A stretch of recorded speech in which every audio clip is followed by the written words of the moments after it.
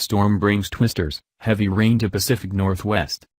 2 tornadoes touched down Friday in Oregon, including one that damaged several city blocks in the coastal town of Manzanita, as heavy rain walloped the Pacific Northwest.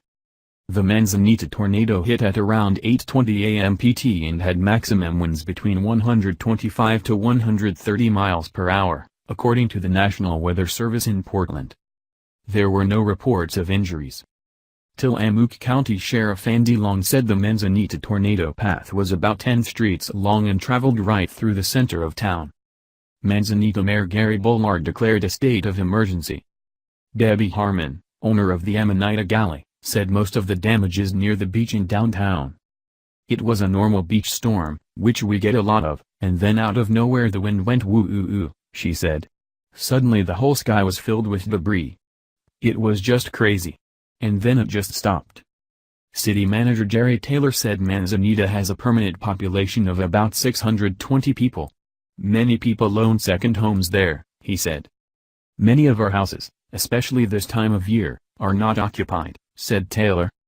The Red Cross opened a shelter at the Calvary Bible Church in Manzanita. I haven't seen anything like this in my 20 years here. Maybe a small waterspout 20 years ago, Taylor said. Julie Ward, who lives between Manzanita and Nehalem, said she awoke to violent thunderstorms and an eerie, dark sky. Her husband went outside to check on things after 8 a.m. and called for her to come out. Behold, there was this big tornado flying about a mile away from our house, she said. There was debris flying everywhere, you could see the debris up in the funnel. Video shot by her husband showed a massive funnel spilling down from dark clouds. You could hear it howling too, which was the crazy part, she added.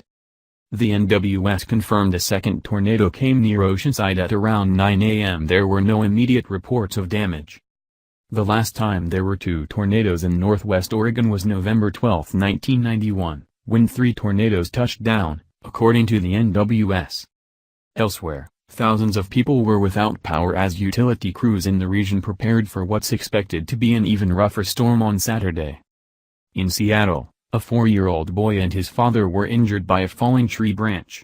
The Seattle Fire Department said the child suffered serious injuries and the father minor injuries. The heavy rain created dangerous conditions throughout the region, as drivers tried to see out rain-pounded windshields and navigate through standing water on roads. In Oregon, Portland General Electric reported that more than 4,000 customers were without power early Friday. Pacific Power reported that 2,800 customers in coastal communities had no lights, down from a peak of more than 15,000. At one point, 15,000 customers were without power in Seattle. Portland had the rainiest October 13th in its history. In addition, the National Weather Service says a 103-mile-per-hour wind gust was recorded at Cape Meares. Meteorologists expect a lull before the remnants of Typhoon Songba, which wreaked havoc in the western Pacific days ago, hit the Pacific Northwest on Saturday. Forecasters say wind gusts as high as 70 miles per hour could sweep through Seattle. Mayor Ed Murray urged residents to avoid the city's many parks during the wet weekend weather.